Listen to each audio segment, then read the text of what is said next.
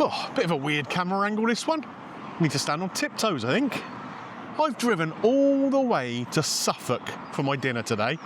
It's a long way from Dorset, that, let me tell you. A long, long way. I've worked up a hunger. Why have I come all this way to just outside of Woodbridge, not far from Ipswich, just for my dinner? Well, behind me here is a pub called the Unruly Pig, one of the very, very best gastropubs in the country. In fact, 3 of the last 5 years, it's been voted the best gastropub in the country. 2022, 2023, and 2025. For 2026, that accolade goes to the Devonshire in Soho. The Unruly Pig's just number 2. I'm expecting something decent here. Now, that's not the only reason I've come here. It's also been recommended to me, and not just by you guys, the viewers, but by Tom Booton, the chef who was head chef of the grill at the Dorchester Hotel when me and Gary went there for Sunday lunch. We had a chat with him afterwards, and I sent him a message on Instagram recently and said, can you recommend somewhere that you really like, that you think I should go and review? And this is the place he recommended to me. So I'm looking forward to it, because like I say, he knows what he's talking about, that bloke. He really does. So without further ado, and without having to sort the camera out anymore, let's get inside and find out what this place is all about, shall we? So I've come in and been seated. A very, very friendly greeting by the host, Guillem, top guy. Give me a little sort of choice of where I want to sit. They're quite busy this evening, but I think we've managed to find somewhere that won't be disturbing too many other people. So that makes this beautiful old fireplace here. And what they've done here that's really clever is they've kind of combined the original sort of oldie worldy features with a much more contemporary feel. There's bright colours on the wall, as you can see behind me here. Artwork of all different kinds. It just gives it a really kind of funky feeling. And I guess that fits with that sort of unruly kind of name in the title of the place, the Unruly Pig. Really like it. Menu-wise, so first up we've got a wine list here. I'm not going for the wine today though. Might be somewhere quite nice, but it's still a pub, therefore bosh, still a pint. This is Adnams Southwold, I think, bitter. Served in a proper pint pot. Most agreeable. And then we have the 2 menus available right now. So there's an a la carte menu. All sorts of interesting kind of stuff on there. You've got different steaks, venison, Iberico pork on there. Nice sounding things. But we also have, ta-da, a tasting menu. You don't often find a pub with a tasting menu, do you? So what they have here, 2 different lengths of the tasting menu.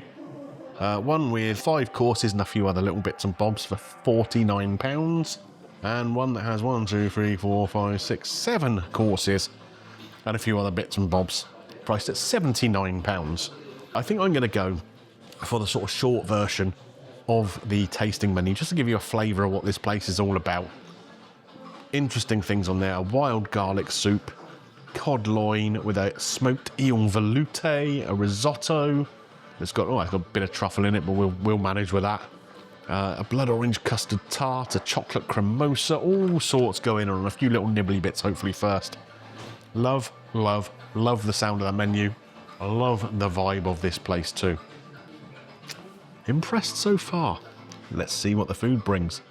So here we go, folks, the very start of the meal. We have here an arancino. That's a single arancini with nduja inside and some taleggio cheese. That looks pretty as a picture, doesn't it? And then we move over here. Little tart filled with sort of a smoked cod's roe mousse, topped with a little bit of caviar there. Very, very pretty. And at the back here, something that sounds right up my strasser, we have got a sourdough focaccia here with an anchovy butter. Oh, that's going to have some flavour to it, isn't it? So I'm going to start off at this end with the arancino, and I'm just going to do it as a one-biter, I think. Get all that cheese on there and go for it. The first thing you get, as you sort of approach your mouth with it, you get the aroma of all this cheese that's shaved over the top of it. Then you get the crunch, and it's a perfect crunch too. The rice inside is perfectly cooked. And then it takes a few seconds for that andouille, that sort of chilly punch of that to come in. That is beautiful. Okay, let's move on to the next thing here. This is the little tart case filled with smoked cod roe on top with caviar. Here we go. I can't do this in one bite. It's too big even for my gob.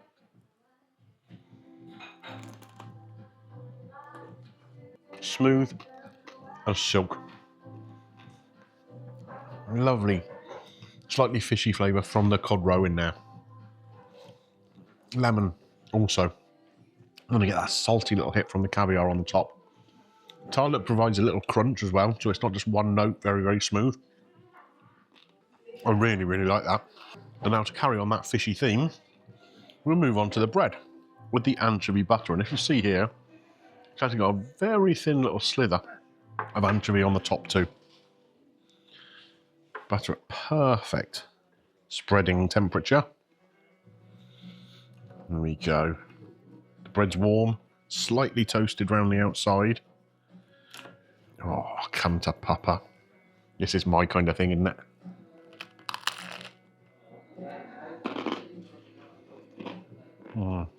That is sensational. There's sea salt all over the top of that focaccia. It really gives you a sort of hit of salt. Then you get the fishy note from the anchovy in that really sort of smooth, silky butter. The bread in the middle, kind of like a little bit spongy. This stuff is absolutely knockout. I love flavoured butters. I mean, for how many years did we only kind of get garlic butter and stuff? Now, you're getting sort of all different things in there. Herb butters, Marmite butter. Love it. The first of my proper courses has just come to the table. This is a wild garlic soup with gorgonzola, croutons, and a green pesto in there. Now, regular viewers of the channel will know blue cheese isn't necessarily my favourite thing in the world. I'm kind of getting into it, getting used to it. I had some Stilton the other day when I went to Paul Ainsworth's. Gorgonzola is still something I'm really, really on the edge with. So, we will see how this goes. I mean, the soup is beautiful. Wild garlic, it's coming into that sort of time of year where that's around. Nice and seasonal.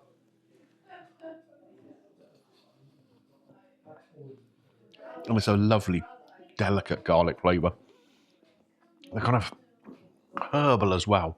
Obviously, you'd be using the leaves of the wild garlic for this. Come on, let's be brave. Let's get a spoonful with this gorgonzola in. It looks lovely and creamy.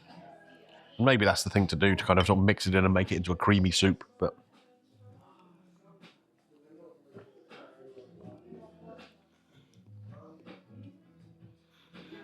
Do you know what? I really like that.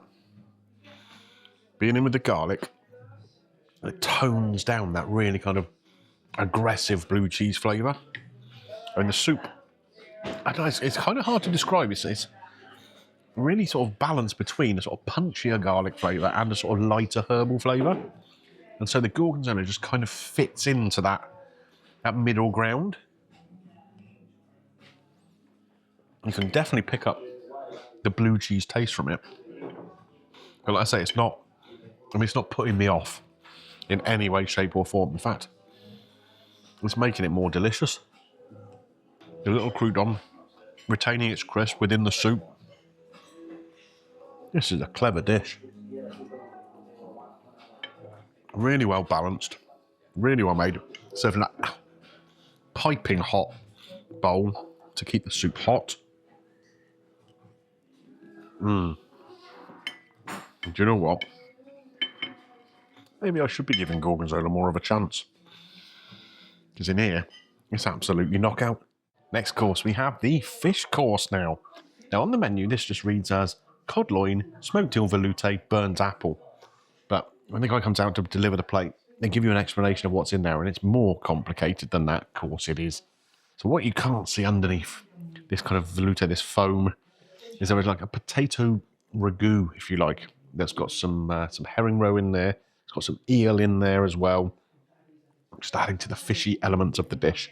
then the eel velouté, the cod, and on the top here, this kind of big black dollop, that is your burnt apple element.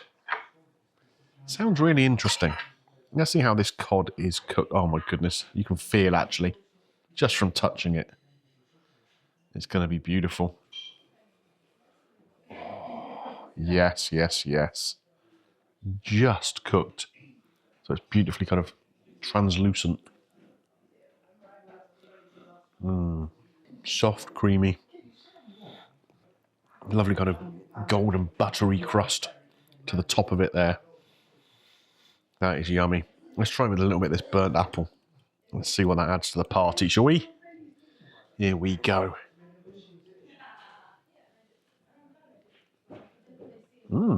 There's a little bit of sweetness, a little bit of sharpness. It actually works together really nicely with the sweetness of that fish.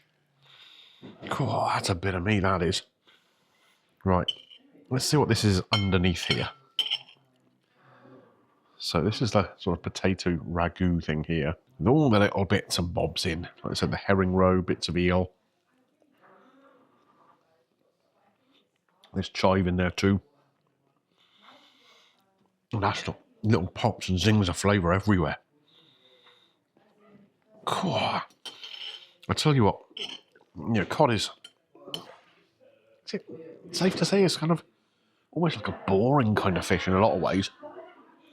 In the sense that it's not the most flavoursome.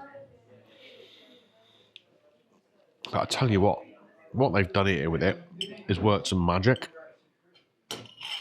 Because everything that's gone around it here is adding flavour, is adding texture, and to be honest, is adding interest to that piece of fish. Okay, next course, we have a risotto. It is a Parmesan risotto with pea and truffle, with some extra peas on the top, and a fair smattering of truffle, it has to be said. Now, again, truffle is one of them ingredients I'm not always on board with. It's a bit mushroomy. We've got some 3-year aged Parmesan on the top as well, shaved in on top. Like I say, loads of little sort of fresh peas tucked around as well. I mean, it looks great. It smells amazing. The overriding aroma is of that Parmesan. So I'm going to try the risotto first by itself, just to see how the rice is cooked, how the sauce is.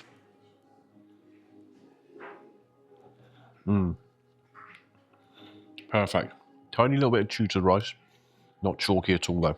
And that Parmesan flavour running through there is intense and delicious.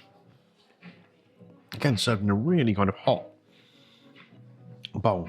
So that's going to keep it warm for a long time. That's what I like about places like this. Real good attention to detail. The staff are coming out and explaining the dishes to you properly so you really understand what's going on. The plates are hot, so it's keeping your food warm. Even for people like me who are taking photos and shots and yapping as much as I do. Gonna keep it warm for me. Love it. Right, here we go. We've got a fork full of everything here, including the truffle. If we learned anything from the gorgonzola in the soup, get a bit of everything and maybe it just works, eh? It does. Parmesan and the truffle just go together really nicely, creating a kind of salty, earthy flavour. Again, you've got a load of that Parmesan running through the risotto. The peas are barely cooked, okay? So they've got a real good bite to them. I'll tell you what, this place has had me eating gorgonzola and now truffle. Has the world gone mad? Well, isn't this one of the prettiest little desserts you've ever seen? Custard tart here, infused with blood orange. To the side here, we have a biscuit crumb topped with a Cointreau ice cream, and then a little orange gel with some candied orange in there as well. Orange appears to be the theme. I'm really interested in this Cointreau ice cream. It's difficult to make ice cream with booze in, because obviously booze affects the kind of freezing temperatures. And Cointreau, even though it's only sort of like a liqueur, it's as strong as whiskey or brandy, so that should be interesting. In fact, I'm going to go straight for that. I just want to try it. I do like a little glass of Cointreau. Yeah, at Christmas or somewhere like that.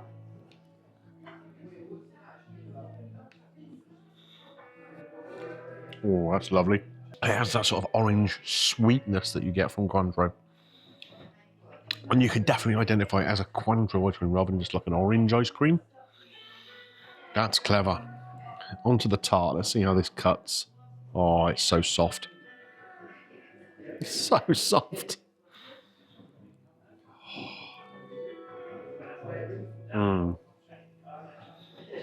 That custard just melts. Delicate flavour of orange. Sweetness of the custard. And then a very kind of soft, almost biscuity base below. The gel here. Now that's sharper. Quite a lot sharper. So let's marry that up with the tart and a little bit of this biscuit crumb.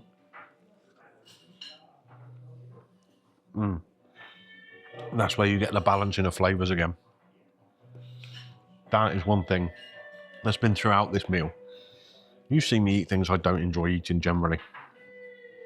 Truffles, gorgonzola cheese. And that's because nothing becomes a dominant flavour when you put everything together. It's just the sort of meld of flavours that comes together into something gorgeous. This is just the same. The only thing I don't like about it, I wish it was bigger. So the final course of the evening has arrived, and if you were charting the progress of my beer through the course of the meal, it's all gone now. What do we have here? Chocolate cremosa, salted caramel ice cream on top of it, a chocolate twirl above, and then swirled all around the plate, a salted caramel gel. Again, attention to detail in here is superb. It looks beautiful. And I'm going to destroy it. I'm like the Godzilla of desserts.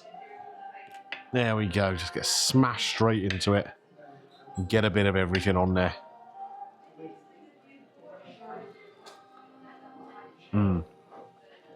That's insane. Beautiful and rich. And I love a little bit of salt in my desserts, you know? The salt and the sweetness. Here you've got softness, you've got crunch. Stickiness from that gel. It's a well thought out, well executed, and simply delicious dessert. A very indulgent way to end this dinner. And I've got to say, I mean, I've been waxing lyrical all the way through about the dishes here. They've got me eating things I don't really like. They've definitely got me eating things I do really like, like salted caramel. The service has been on point. And I think when you think about it, right, there's 5 kind of main courses, plus the amuse-bouche at the beginning, which is a course in itself, isn't it? All of that for £49. So if you count the starters as a course, effectively, the amuse-bouche as a course, 6 courses, £49. Basically, what, £8 a course? Food of this quality? I'm telling you. That's insane value. It really is. And let me tell you, even though I only went for the shortened version, I'm not leaving it hungry. Not in any way, shape or form. If I could pick this plate up and eat it to get every last morsel of that off of the plate, I would do. That is stunning. Absolutely stunning. Okay, that's me done in here. Get my bill. And even though we're losing daylight, we'll get outside and sum up there. I think you know which way this is going though, don't you? God, I tell you what, this camera's a good bit of kit. It is getting pretty dark out here, but it doesn't look too much like it on this little screen at the moment. Don't know how. Because I can barely read the receipt that's in front of me. Look, I'm not going to go through that course by course. What I will say though is there are some dishes there that definitely would not look out of place on a 1 Michelin star and possibly even a 2 Michelin star menu. Some of them were seriously that good. The beer I had, £6 for a pint of it. Okay, some people are in different parts of the country will say that's expensive. round where I live, it's not out of the ordinary. £49 for that sort of shorter tasting menu. I could have had a longer one for £79, but you lot would have been bored at me yapping on for that long, wouldn't you? There is a £1 charity donation on there. You can ask for that to be removed. I haven't. In total then, £56. And do you know what the biggest surprise of all is? No automatic service charge on the bill. I did leave a tip because the service was excellent. 3 different people served me at different times, including Guillem, who is the guy sort of running the whole front of house. And they were all superb, explaining the dishes perfectly. Absolutely loved it. So in total, I've paid £63, including the tip. I think that is more than fair. I know some people out there will say £63 is a lot to spend on a meal, and it is. I'm not disputing that. I'm not disputing that at all. But when it's food of that quality, in a place like this, I mean, yeah, it does feel more restaurant than pub, even though in a gastropub. There is a bar area though, and there were people sitting there just having a drink. So, still pub in my book on that basis. But yeah, I think it's exceptional. Tom Booton recommended this to me. Chapeau, Tom. Chapeau, my friend. What a great recommendation. I think this is one of the best value meals I've had on my channel. Because value's not all just about something being cheap and good. It's about what it's worth compared to the price paid. You could go to a smart restaurant in London and pay double this amount of money for that food. Easy, no problem at all. Simply stunning. It's a definite 10 out of 10 for me. Definite 10 out of 10. Definite Greeno's green light. No worries whatsoever. Loved it. Absolutely loved it. Come back here in a heartbeat. Well, I say in a heartbeat, in about 4 hours, because that's how long it takes me to get here from my house. Anyway, I hope you've enjoyed this review as much as I've enjoyed eating this meal here. What a great place the Unruly Pig is. Love it. Click a thumbs up one there if you have enjoyed it. Don't forget to check the vault for other videos, subscribe to the channel, ding your bell for notifications, all that good stuff. Where are you going to find me next? I don't know, but it's going to have to go some to even get close to matching this, isn't it? Well, I've got a spring in my step, even though my belly is full. I'll catch you next time, folks. Bye for now.